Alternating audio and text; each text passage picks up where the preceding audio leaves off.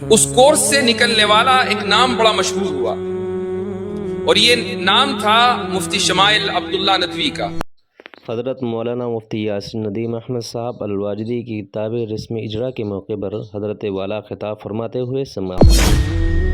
میرے بہت قریبی ہیں اور مجھے افسوس ہے کہ آج کی اس نشست میں وہ موجود نہیں۔ مجھے میسج بھیجا انہوں نے اور کہا کہ بھئی میری سند کہاں ہے؟ تو میں سمجھتا ہوں کہ ان کی سند ان کی طرف سے میں خود وصول کر لیتا ہوں، لیکن اس کورس سے نکلنے والے مفتی شمائل ایک نہیں ہے، 110 کے قریب مفتی شمائل یہاں موجود ہیں۔ اسی طرح ایک اور صاحب جو میرے پاس اس وقت دورہ حدیث پڑھ رہے ہیں، مولوی معاذ جو نیوزی لینڈ سے تشریف لائے ہیں، اور یہ بھی بتا دوں آپ کو کہ شاید میری معلومات میں وہ پہلے پائلٹ ہوں گے جو عالم بھی بنیں گے، وہ پائلٹ ہیں بائی پروفیشن۔ جب یہ محسوس ہوا تو میں نے بھی کچھ اس تعلق سے کوششیں شروع کی، اور فتنہ جہاں سے آتا ہے، جس راستے سے آتا ہے، فتنے کا سد باب بھی اسی طریقے سے ہونا چاہیے۔ سوشل میڈیا کا سہارا لیا گیا اور اس تعلق سے ویڈیوز بنائی گئی، ماشاء اللہ۔ تو میں شکر گزار ہوں ان تمام حضرات کا، اور شکر گزار ہوں آپ سبھی لوگوں کا جو اتنی دیر سے یہاں جمع ہوئے ہیں اور گفتگو سن رہے ہیں۔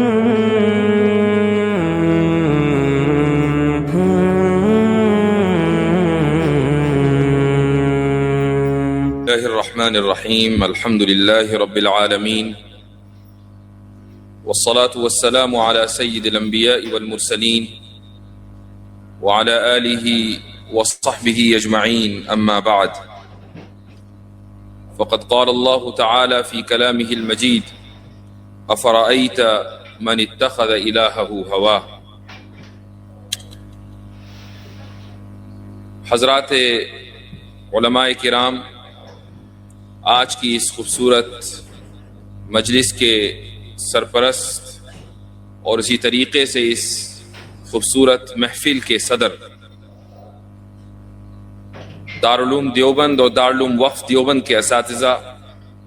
اور طلبہ عزیز، سب سے پہلے تو میں اللہ رب العزت کے حضور شکر کے کلمات ادا کرتا ہوں کہ اس کی توفیق سے اور محض اس کے فضل سے آج ہم یہاں ایک کتاب کی تقریب اجرا کے لیے جمع ہوئے ہیں، اور کوئی کام، کوئی واقعہ اچانک یوں ہی رونما نہیں ہو جاتا۔ اگر آپ کسی محفل کو دیکھتے ہیں سجی ہوئی، تو اس محفل کے سجنے سے پہلے کی جو تیاریاں ہوتی ہیں وہ بہت لمبی ہوتی ہیں۔ تو آج کا جو یہ پروگرام ہے، اس کو حقیقت کا روپ دینے کے لیے جن افراد نے محنت کی ہے، میں ان کا بھی شکر گزار ہوں۔ دارالکتاب دیوبند کا عملہ ہو، یا اسی طریقے سے معہد عائشہ صدیقہ قاسم العلوم للبنات کے اساتذہ کرام ہوں، یا دیگر افراد ہوں، اور ان سبھی حضرات سے پہلے وہ تمام لوگ کہ جنہوں نے تحافظ الملاحدہ کتاب کی تیاری میں میرا تعاون کیا، اس کتاب کی نظر ثانی کی، اس کتاب کو پڑھا، کئی مرتبہ پڑھا، کمپوزنگ کی، پھر اس کی تصحیح کی، وغیرہ وغیرہ، ایک لمبا مرحلہ ہے۔ ان تمام حضرات کا شکر گزار ہوں۔ یہ مجلس ماشاءاللہ ایک عالمی مجلس بن گئی۔ یہاں اس مجلس میں اس کے سرپرست حضرت مولانا قاری عبداللہ سلیم صاحب دامت برکاتہم العالیہ موجود ہیں، جو اصلاً دیوبند کے ہیں لیکن فی الحال امریکہ میں تشریف رکھتے ہیں۔ اسی طریقے سے یہ ہماری خوش قسمتی رہی کہ برطانیہ سے حضرت مولانا قاسم رشید صاحب جو چیئرمین ہے الخیر فاؤنڈیشن کے، وہ یہاں موجود تھے۔ اسی طرح برطانیہ ساؤتھ افریقہ سے ڈاکٹر اشرف دوکرات صاحب کے جن کے کلمات آپ حضرات نے شروع میں سنے انگریزی میں، بلکہ اور آگے بڑھ کر میرے ایک اسٹوڈنٹ ہیں کہ جنہوں نے میرے پاس عالم کورس مکمل کیا ہے، ہیں وہ امریکہ کے لیکن گزشتہ غالباً 15 سالوں سے مکہ مکرمہ میں رہتے ہیں، شیخ علی ٹافٹ، جو اپنے صاحبزادے کے ساتھ یہاں موجود ہیں اس مجلس میں۔ اسی طرح ایک اور صاحب جو میرے پاس اس وقت دورہ حدیث پڑھ رہے ہیں، مولوی معاذ جو نیوزی لینڈ سے تشریف لائے ہیں، اور یہ بھی بتا دوں آپ کو کہ شاید میری معلومات میں وہ پہلے پائلٹ ہوں گے جو عالم بھی بنیں گے، وہ پائلٹ ہیں بائی پروفیشن۔ تو یہ تمام حضرات یہاں جمع ہیں، میرے 2 ماموں یہاں جمع ہیں ماشاء اللہ۔ تو میں شکر گزار ہوں ان تمام حضرات کا، اور شکر گزار ہوں آپ سبھی لوگوں کا جو اتنی دیر سے یہاں جمع ہوئے ہیں اور گفتگو سن رہے ہیں۔ جب لاک ڈاؤن لگا 2019 کے اواخر میں، 2020 کا عرصہ شروع ہوا، اور یہ وہ زمانہ تھا کہ جب ایک بڑی تعداد لوگوں کی گھروں میں بیکار بیٹھی تھی۔ انٹرنیٹ عام تھا، آج بھی عام ہے، اور اس وقت لوگوں کے پاس چونکہ کوئی مشغلہ نہیں تھا تو اپنا وقت گزارنے کے لیے سوشل میڈیا کے اوپر اکثر وقت صرف کیا کرتے تھے۔ یہ جو سوشل میڈیا کا ایڈکشن پڑا ہے، یہ دراصل اسی دور کا نتیجہ ہے۔ اس کا جو سائیڈ ایفیکٹ تھا وہ یہ تھا کہ الگ الگ لوگ پروگرام کرنے لگے، ویڈیوز بنانے لگے مذاہب کے خلاف، صرف اسلام کے خلاف نہیں بلکہ مذاہب کے خلاف۔ میں ہمیشہ یہاں رک کر ایک بات بتانا چاہوں گا کہ میں ہمیشہ یہ بات کہتا ہوں کہ الحاد سے لڑائی صرف اسلام کی لڑائی نہیں ہے، الحاد تمام مذاہب کے خلاف، ان تمام مذاہب کے خلاف کہ جو خدا کے تصور میں یقین رکھتے ہیں، ان کے خلاف حملہ ہے۔ اور اسی لیے جو کچھ مہینوں پہلے ایک مشہور ڈیبیٹ ہوئی وجود خدا پر، اس میں آپ نے یہ محسوس کیا ہوگا کہ پوری ڈیبیٹ میں لفظ اللہ کا استعمال اس لیے نہیں کیا گیا چونکہ مسلم مناظر نے اس ملک کی تہذیب کو سامنے رکھتے ہوئے، تمام مذاہب کی حساسیت کو سامنے رکھتے ہوئے اس شخص سے ڈیبیٹ کی تھی جو تمام مذاہب میں موجود تصور خدا کا انکاری تھا۔ اس ملک کی خمیر میں مذہب شامل ہے، اس ملک کی ثقافت میں مذہب شامل ہے۔ تو اگر کوئی شخص کھڑے ہو کر یہ کہتا ہے کہ میں خدا کو نہیں مانتا، تو وہ دراصل اس مذہب، اس ملک کی تہذیب اور ثقافت کا بھی منکر ہے، وہ صرف مذہب کا منکر نہیں ہے۔ تو وہ جو دور تھا اس وقت یہ ہوا کہ بہت سے لوگ بیکار بیٹھے تھے اور ویڈیوز دیکھنے لگے، مذاہب کے خلاف بننے والی سٹریمز دیکھنے لگے، اور ایسا محسوس ہوا کہ مسلم نوجوانوں کی اچھی خاصی ایک تعداد بھی اس سیلاب میں بہہ رہی ہے، اور خدا کے تعلق سے، رسول کے تعلق سے صلی اللہ علیہ وسلم، رسالت اور حدیث کے تعلق سے، قرآن کی آیات کے تعلق سے وہ شکوک و شبہات کا شکار ہے۔ جب یہ محسوس ہوا تو میں نے بھی کچھ اس تعلق سے کوششیں شروع کی، اور فتنہ جہاں سے آتا ہے، جس راستے سے آتا ہے، فتنے کا سد باب بھی اسی طریقے سے ہونا چاہیے۔ سوشل میڈیا کا سہارا لیا گیا اور اس تعلق سے ویڈیوز بنائی گئیں، لیکن ہمیشہ یہ خیال آتا تھا کہ میں اکیلا یا 2-4 لوگ اور ہوں گے، یہ کام کب تک کروں گا؟ اس لیے ایسے افراد کی ٹیم تیار ہونی چاہیے کہ جن تک ہم اپنی معلومات کو آگے پہنچائیں اور پھر وہ اس معلومات کو اگلی نسل تک لے کر جائیں۔ علم اسی طریقے سے محفوظ ہوتا ہے۔ تو اگر اللہ سبحانہ و تعالیٰ نے 2-4 کلمات کی مجھے توفیق دی ہے تو میرے ذہن میں ہمیشہ یہ تھا کہ ایسے افراد تیار ہوں، ان کو پڑھایا جائے، رد الحاد کے موضوع پر، ارتداد کے موضوع پر، لبرلزم کے موضوع پر، فیمنزم کے موضوع پر، ٹرانسجنڈرزم ہو، سائنٹزم ہو، جتنے بھی موضوعات ہیں، ان موضوعات کے اوپر ان افراد کی ایک ٹیم کو تیار کر دیا جائے۔ 2020 میں یہ سلسلہ شروع ہوا اور 2023 میں یہ سلسلہ ختم ہوا۔ ارادہ یہ تھا کہ 2 سال کا یہ کورس ہوگا، لیکن 3 سال تک چلا۔ ہفتے میں سنیچر کے دن یہ کلاس ہوتی تھی، 2 سے 3 گھنٹہ گفتگو ہوتی تھی، اور اس کے بعد اس درس کو قلم بند کر لیا جاتا تھا۔ پھر 2023 میں جب یہ سلسلہ ختم ہوا تو اس کے بعد پھر میں نے نظر ثانی کا سلسلہ شروع کیا، اور کافی حذف و اضافے کے بعد آج الحمدللہ 2026 میں تحفۃ الملاحدہ آپ حضرات کے سامنے 6 جلدوں میں موجود ہے۔ اس کورس سے نکلنے والا ایک نام بڑا مشہور ہوا، اور یہ نام تھا مفتی شمائل عبداللہ ندوی کا۔ میرے بہت قریبی ہیں، اور مجھے افسوس ہے کہ آج کی اس نشست میں وہ موجود نہیں ہیں۔ ان کی بھی یہ خواہش تھی، اور ابھی جب یہ پروگرام شروع ہوا، ہو سکتا ہے کہ وہ ہمیں دیکھ بھی رہے ہوں، وہ مجھے میسج بھیجا انہوں نے اور کہا کہ بھئی میری سند کہاں ہے؟ تو میں سمجھتا ہوں کہ ان کی سند ان کی طرف سے میں خود وصول کر لیتا ہوں انشاءاللہ تعالی. لیکن اس کورس سے نکلنے والے مفتی شمائل ایک نہیں، 110 کے قریب مفتی شمائل یہاں موجود ہیں. اور تقریباً جب یہ کورس ہم نے شروع کیا تھا تو اس وقت 600 سے زائد افراد نے اس سلسلے کو شروع کیا، اور اس وقت مجھے اندازہ تھا کہ تقریباً 30% 40% حضرات باقی رہیں گے. لیکن الحمدللہ تقریباً 250-300 افراد ایسے ہیں کہ جنہوں نے اس کورس کو مکمل کیا. ان میں سے ایک بڑی تعداد یہاں موجود ہے، اس ملک میں موجود ہے، اور ایک تعداد دوسرے ممالک میں موجود ہے. یوں اس کتاب کے لکھے جانے کا کہ یہ سفر کی مختصر سی روداد ہے. پھر ایک واقعہ اور بھی ذہن میں آیا، وہ بھی میں بتاتا چلوں. غالباً 2021 کی بات تھی یا 22 کی، ایک کانفرنس میں جارڈن جانا ہوا. اس کانفرنس میں ہندوستان سے جمعیت علماء ہند کے ایک وفد نے بھی شرکت کی تھی. اس وقت حضرت مولانا سید محمود مدنی وہاں موجود تھے، اور اس وفد میں حضرت مولانا مفتی سلمان منصور پوری دامت برکاتہم بھی موجود تھے. اتفاق یہ ہے کہ حالانکہ وہ اسی شہر سے تعلق رکھتے ہیں، لیکن چونکہ ایک عرصے سے مراد آباد میں پڑھا رہے تھے، پھر اس کے بعد دیوبند آئے. میں چونکہ دیوبند میں نہیں رہتا تو اس لیے ان سے پہلی مرتبہ میری ملاقات جارڈن میں ہوئی، اور یہ چند سال پہلے کی بات ہے.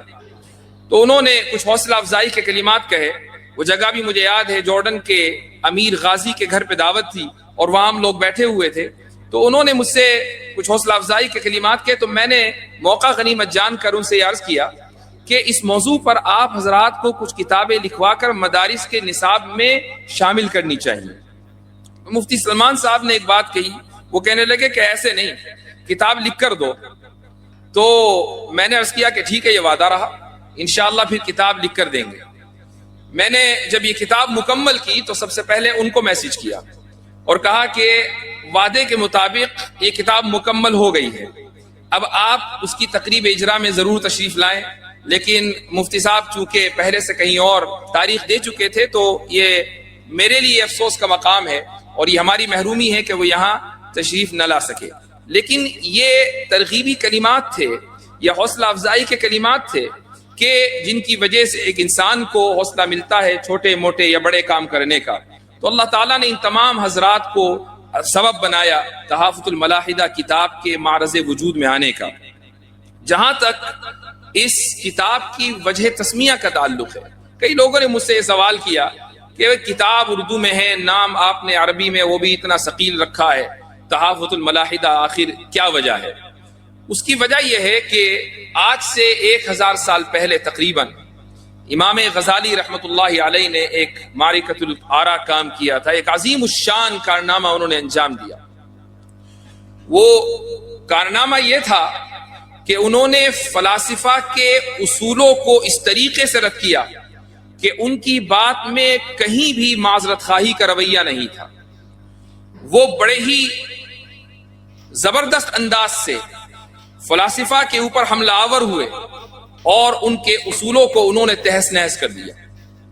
اس کتاب میں تحافظ الفلاسفہ نامی کتاب میں انہوں نے وہ تمام کی تمام باتیں لکھی ہیں کہ جس سے یونان کا فلسفہ ہمیشہ کے لیے ڈھیر ہو گیا. اس میں انہوں نے ایک بات لکھی ہے اور وہ میں آپ حضرات کے سامنے رکھنا چاہوں گا. مجھے معلوم ہے اور اس کا اندازہ ہے کہ رات بہت ہو چکی ہے اور اتنی دیر سے آپ حضرات سن رہے ہیں، اور اگر کوئی بات ذرا ثقیل انداز کی ذکر کی جائے تو اس کے لیے یہ بھی ضروری ہے کہ ذہن حاضر ہو، فریش ہو. اور مجھے ایسا لگتا ہے کہ آنکھیں تو کھلی ہوئی ہیں، ہو سکتا ہے کہ کچھ لوگوں کا ذہن سو چکا ہو، اس لیے میں مختصر عرض کروں گا. امام غزالی رحمہ اللہ نے ایک بات لکھی ہے کہ علت اور معلول کے درمیان جو تعلق ہے وہ لزوم کا نہیں ہے، وہ عادت کا ہے. اس کا مطلب یہ ہے کہ اگر آگ جلے گی تو یہ ضروری نہیں ہے کہ وہ کسی چیز کو جلائے.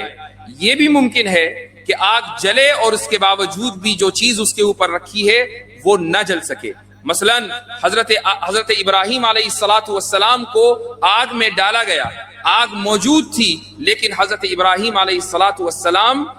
کو آگ جلا نہ سکی. علت اور معلول کے درمیان یہ تعلق ہے، یہ تعلق ایسا ہے کہ اللہ سبحانہ و تعالیٰ کی عادت کے اوپر مبنی ہے. اللہ چاہے گا تو آگ جلے گی اور جلائے گی، اور اللہ چاہے گا تو آگ جلتی رہے گی لیکن کسی کو جلا نہیں پائے گی۔ یہ جو بات امام غزالی رحمہ اللہ نے کہی ہے، اس پر بڑا سخت نقد ہوا۔ ابن رشد نے تحافظ التحافظ نامی کتاب لکھی اور یہ کہا کہ اگر اس اصول کو قبول کر لیا جائے تو ہم کبھی بھی سائنسی بنیادوں پر آگے یا مستقبل کی پیش گوئی نہیں کر سکیں گے، بلکہ لوگوں کے دلوں سے تحقیق کا مادہ ختم ہو جائے گا۔ لوگ یہ سمجھیں گے کہ بھئی جب علت اور معلول، کاز اور ایفیکٹ کے درمیان کوئی تعلق ہی نہیں ہے اور سب کچھ اللہ کی مرضی کے اوپر مبنی ہے، تو ہم یہ کیسے فیصلہ کریں گے کہ اگر میں کل آگ جلاؤں گا تو وہ کسی کو جلائے گی یا نہیں، میں پانی پیوں گا تو میری پیاس بجھے گی یا نہیں۔ ہم یہ کبھی فیصلہ کر ہی نہیں پائیں گے کہ میں بال پھینکوں گا تو واپس آئے گی یا نہیں، اگر میں کسی کو ماروں گا تو سامنے والے کو درد محسوس ہوگا یا نہیں۔ اگر ہم یہ کبھی بھی تعلق ضروری طور پر علت اور معلول کے درمیان قائم نہیں کر پائیں گے تو کبھی بھی سائنسی تحقیق آگے نہیں بڑھے گی۔ ابن رشد نے یہ بات امام غزالی رحمہ اللہ کی کتاب کے جواب میں لکھی ہے، لیکن امام غزالی رحمہ اللہ کی پوری بات کی جو بنیاد ہے وہ یہ ہے کہ ہم جب علت اور معلول کا مشاہدہ کرتے ہیں کہ آگ جلی اور اس نے کسی کو جلایا، تو ہمیں صرف یہ پتا چلتا ہے کہ یہ دو الگ الگ واقعات ایک ساتھ رونما ہوئے ہیں۔ ہمیں اس کا مشاہدہ نہیں ہوتا کہ پہلا واقعہ دوسرے واقعے کی علت اور وجہ ہے۔ علت اور وجہ کا آپ کبھی بھی مشاہدہ نہیں کر سکتے۔ آپ نے پانی پیا اور آپ کی پیاس بجھ گئی، پیاس بجھنا ایک واقعہ ہے اور پانی پینا دوسرا واقعہ ہے، یہ دونوں واقعے پے در پہ ہوئے ہیں، اس کا مشاہدہ ہے۔ لیکن یہ کیسے ثابت ہوا کہ پانی پینے سے ہی پیاس بجھی ہے؟ سوائے اس کے کہ ہم دنیا میں بہت سے لوگوں کو یہ دیکھتے آئے ہیں کہ جب وہ پانی پیتے ہیں تو پیاس بجھ جاتی ہے، لیکن اس بات کا بھی تو امکان ہے کہ کوئی شخص پانی پیے اور اللہ کی مرضی ہو کو اس کی پیاس نہ بجھے۔ اگر اللہ کی مرضی ہے تو چاہے آپ کتنا ہی پانی پیتے رہیں پیاس بجھے گی نہیں۔ یہ ہے امام غزالی رحمت اللہ علیہ کا علت و معلول کا فلسفہ، اور اس کی وجہ یہ ہے، انہوں نے یہ فلسفہ اس لیے پیش کیا چونکہ وہ معجزات کے بارے میں یہ بتانا چاہتے تھے کہ اللہ سبحانہ و تعالیٰ نے انبیاء کرام علیہم السلام کو جو معجزات دیے ہیں، یہ معجزات محال نہیں ہیں، بلکہ یہ پورا کا پورا قانون فطرت اس کائنات کا یہ اللہ سبحانہ و تعالیٰ کی عادت کے اوپر مبنی ہے۔ اللہ تعالیٰ کبھی کبھی اپنی عادت کو بدل دیتا ہے۔ ابن رشد اور مسلم فلاسفرز نے امام غزالی کے خلاف قرآن سے ایک دلیل دی اور انہوں نے کہا کہ اللہ سبحانہ و تعالیٰ فرماتا ہے کہ وَلَن تَجِدَ لِسُنَّةِ اللَّهِ تَبْدِيلًا، کہ تم کبھی بھی اللہ کی سنت اور عادت میں تبدیلی نہیں پاؤ گے۔ تو اب امام غزالی کے خلاف یہ اعتراض ہو گیا۔ امام غزالی تو یہ کہتے ہیں کہ اللہ تعالیٰ کبھی کبھی اپنی عادت کو بدل دیتا ہے، اور اللہ قرآن میں کہہ رہا ہے کہ اللہ کی عادت کبھی نہیں بدل سکتی۔ حضرت تھانوی قدس سرہ نے اس اعتراض کا جواب الانتباہات میں دیا ہے۔ وہ یہ فرماتے ہیں کہ اس اعتراض کے صحیح ہونے کے لیے دو باتوں کا ہونا ضروری ہے۔ پہلی بات تو یہ ہے کہ سنت سے مراد اس آیت میں تمام کی تمام سنتیں اور عادتیں ہوں، اور دوسری بات یہ ہے کہ تبدیل کرنے والا غیر اللہ ہو، اور دونوں ہی باتیں غلط ہیں۔ اللہ سبحانہ و تعالیٰ کی بعض سنتیں بدل جاتی ہیں اور بعض سنتیں نہیں بدلتی ہیں، اور دوسری بات یہ ہے کہ اگر بدلنے والا اللہ ہی ہے تو جس طریقے سے قرآن کی کسی آیت کو نازل کر کے اس کو واپس لے لیا جاتا ہے، اس کو منسوخ کیا جا سکتا ہے، اسی طریقے سے اللہ سبحانہ و تعالیٰ اپنی کسی عادت کو بدل بھی سکتا ہے۔ ہاں اعتراض اس وقت ہوتا کہ عادت اللہ کی اور بدلنے والا انسان، عادت خالق کی اور بدلنے والی مخلوق، تو اعتراض ہو سکتا تھا۔ اس لیے اللہ سبحانہ و تعالیٰ نے فرمایا کہ وَلَن تَجِدَ لِسُنَّةِ اللَّهِ تَبْدِيلًا۔ تو امام غزالی رحمہ اللہ نے جو یہ فلسفیانہ اصولوں پر نقد کیا، ان کی پوری کتاب کو پڑھ جائیے شروع سے لے کر آخر تک، کہیں بھی آپ کو کوئی معذرت خواہانہ رویہ نہیں ملے گا۔ یہ لفظ میں نے اتنی مرتبہ استعمال کیا اور جان بوجھ کر استعمال کیا تاکہ وہ تمام حضرات کہ جو دفاع اسلام کے میدان میں کام کر رہے ہیں وہ اپنی یہ عادت ثانیہ بنا لیں کہ جب آپ دفاع کرتے ہیں تو دفاع کا مطلب ہمیشہ یہ نہیں ہوتا کہ آپ اپنی نصوص کی تعویل کرنے لگیں، آپ انکار کرنے لگے اپنے مسلمات کا۔ مثال کے طور پر بہت سے لوگ ہیں کہ جب آپ ان کے سامنے حضرت عائشہ رضی اللہ عنہا کی عمر کے تعلق سے اعتراض کریں گے یا ان کے سامنے یہ اعتراض آئے گا تو وہ یہ کہیں گے کہ حضرت عائشہ تو 6 سال کی تھی ہی نہیں، رخصتی کے وقت وہ 9 سال کی تھی ہی نہیں، حضرت عائشہ رضی اللہ عنہا تو 16 سال کی تھی، رخصتی کے وقت وہ 19 سال کی تھی۔ امام بخاری کی صحیح میں جو یہ روایت آئی ہے اس میں 16 میں 10 گر گیا، 16 میں 10 گر گیا، 6 باقی رہ گیا یا 9 باقی رہ گیا، اور اس طریقے کی دور ازکار تعویلات، بیکار تعویلات کہ جن سے انسان کے ذہن میں یہ شک پیدا ہوتا ہے کہ اگر امام بخاری کی صحیح میں یہ صحیح احادیث محفوظ نہیں ہے تو پھر ذخیرہ حدیث میں کچھ بھی محفوظ نہیں ہے۔ اس طریقے سے اگر آپ اسلام کا دفاع کریں گے تو اسی کو معذرت خواہانہ رویہ کہا جاتا ہے، اور یہ رویہ قابل قبول نہیں ہے۔ بعض لوگوں کے سامنے جب ڈارونین ایوولوشن کے تعلق سے دلائل دیے جاتے ہیں تو وہ یہ سمجھتے ہیں کہ چونکہ یہ دلائل اتنے مضبوط ہیں لہٰذا ان کو قبول کر لیا جائے۔ میں ایک نام بتا دوں، ایک بڑی شخصیت ہیں کہ جنہوں نے قرآن کی تفسیر کے تعلق سے بہت کام کیا، اس میں کوئی شک نہیں، لیکن ان کی ایک کتاب ہے ڈاکٹر اسرار احمد مرحوم، انہوں نے اپنی کتاب میں ڈارونین ایوولوشن کو نہ صرف یہ کہ تسلیم کیا ہے بلکہ حضرت آدم علیہ السلام کو سب سے پہلا ہومو سیپین مانا ہے۔ ہومو سیپین یہ ایک ارتقائی اصطلاح ہے، یہ تمام کی تمام اصطلاحات اس کتاب میں موجود ہیں۔ ہومو سیپینز اور اس سے پہلے ہومو ایریکٹس اور اس سے پہلے ہومو ہیبلس، یہ تمام کی تمام اصطلاحات ہیں۔ تو پہلا جو ہومو سیپین کا مطلب ہے دانا انسان، تو سب سے پہلا دانا انسان، سب سے پہلے ہومو سیپین حضرت آدم علیہ السلام ہیں، جو جنت کے کسی باغیچے سے نہیں اترے بلکہ دنیا ہی میں کسی باغ میں تھے، وہاں سے اللہ سبحانہ و تعالیٰ نے ان کو باہر کر دیا۔ یہ پوری بات ڈاکٹر اسرار نے باقاعدہ اپنی کتاب میں لکھی ہے اور قرآن کی آیتوں کے اندر تعبیر کر کے انہوں نے نظریہ ارتقاء کو ثابت کیا ہے۔ میں یہ نہیں کہتا کہ اگر کسی شخص سے کہیں ایک جگہ غلطی ہو جائے تو آپ اس کی تمام خدمات کو رد کر دیں، لیکن اگر کہیں غلطی ہوئی ہے تو غلطی کا ادراک اور غلطی کا اس اظہار کرنا یہ بھی ضروری ہے تاکہ دوسرے لوگ متنبہ رہیں۔ اس ملک میں بر صغیر میں تجدید کے بلکہ تجدد کی تحریک کے جو سب سے بڑے رہنما ہیں وہ ہیں سید احمد خان۔ انہوں نے بھی اپنے زمانے میں اسی طریقے سے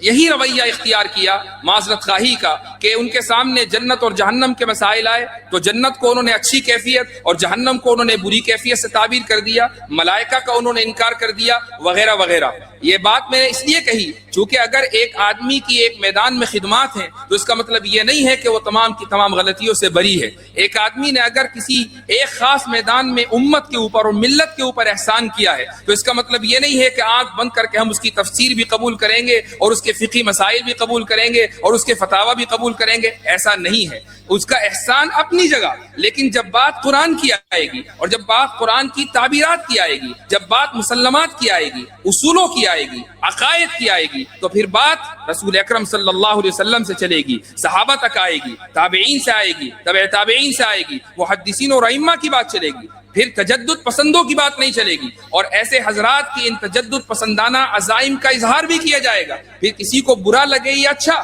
یہ کہا جائے گا کہ ان کا احسان سراخوں پر، انہوں نے ملت کے لیے جو کیا وہ بہت بڑا کام ہے، لیکن کاش کہ وہ اپنے میدان میں باقی رہتے اور اس میدان سے آگے نہ نکلتے۔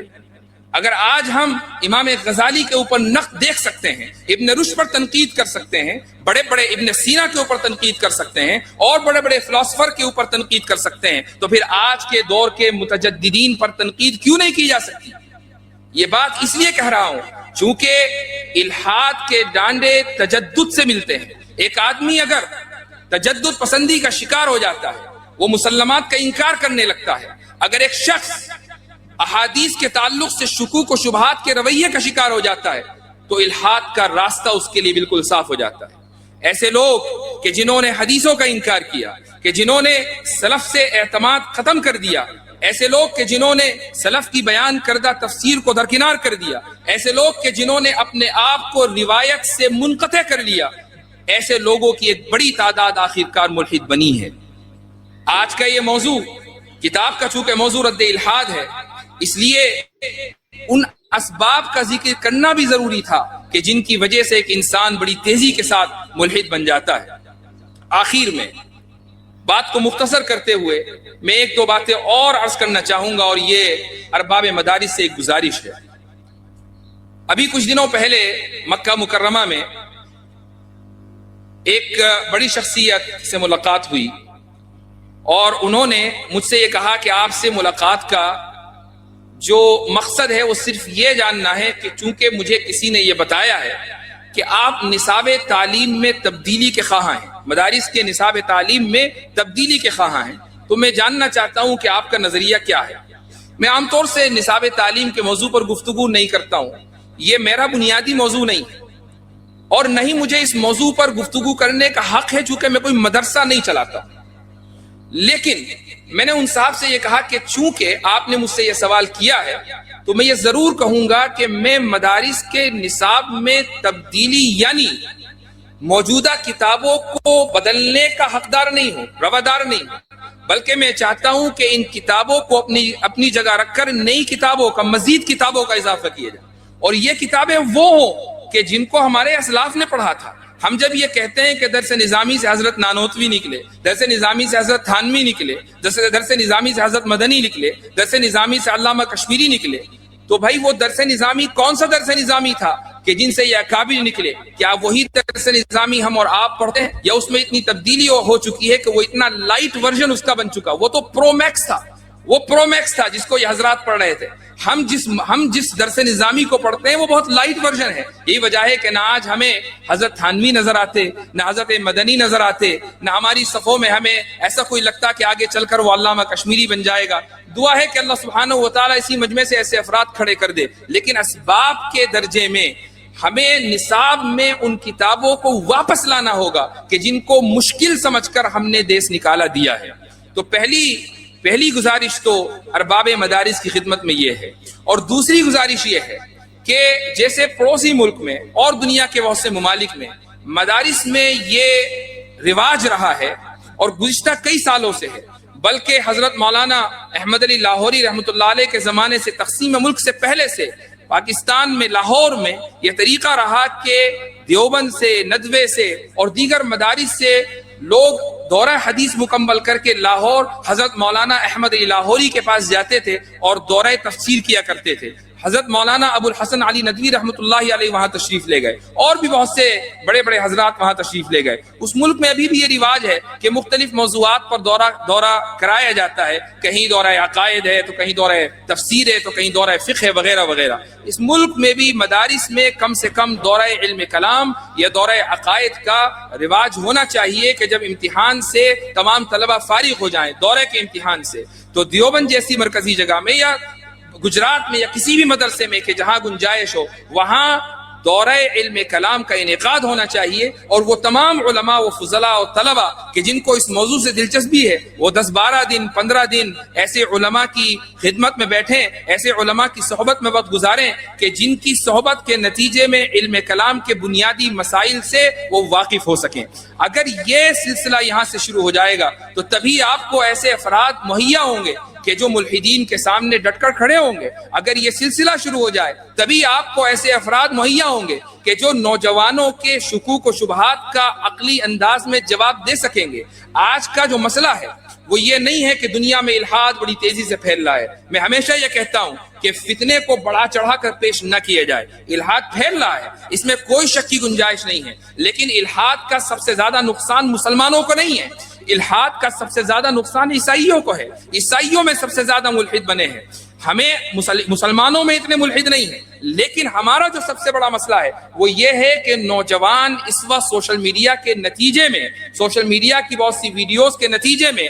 دین کے تعلق سے، قرآن کی آیات کے تعلق سے اور احادیث کے تعلق سے شکوک اور شبہات کا شکار ہو چکے ہیں۔ انہیں ذہن میں کبھی کبھی کوئی شبہ آتا ہے، اس شبہ کا جواب دینے والا نہیں، کوئی اعتراض آتا ہے تو اعتراض کا جواب دینے والا نہیں۔ اس لیے ضروری ہے کہ علماء کی ایک تعداد ایسی ہو کہ جو ان شکوک و شبہات کے اوپر اور ان کے جوابات کے اوپر مہارت رکھتی ہو۔ حضرت تھانوی رحمۃ اللہ علیہ نے الانتباہات المفیدہ لکھنے کا ارادہ جب کیا تو اس کی روداد میں شروع میں لکھا ہے کہ حضرت تھانوی نے یہ پلان بنایا کہ میرے جتنے رفقا ہیں میں ان کو یہ ذمہ داری دے دوں کہ جو اعتراضات اس وقت لوگوں کے ذہن میں ہیں ان کی ایک لسٹ مرتب کر دی جائے، اور ایک لمبی چوڑی لسٹ جب آ جائے تو اس کے بعد ان کا جواب لکھا جائے۔ حضرت تھانوی رحمۃ اللہ علیہ اس انتظار میں تھے، یہاں تک کہ ان کا سفر علی گڑھ کا ہوا، اور علی گڑھ میں ان کو تقریر کے لیے وہاں کی مسجد میں دعوت دی گئی، اور حضرت تھانوی رحمہ اللہ نے ایک عظیم الشان تقریر کی جس کا خلاصہ انتباہات مفیدہ کے شروع میں ہے۔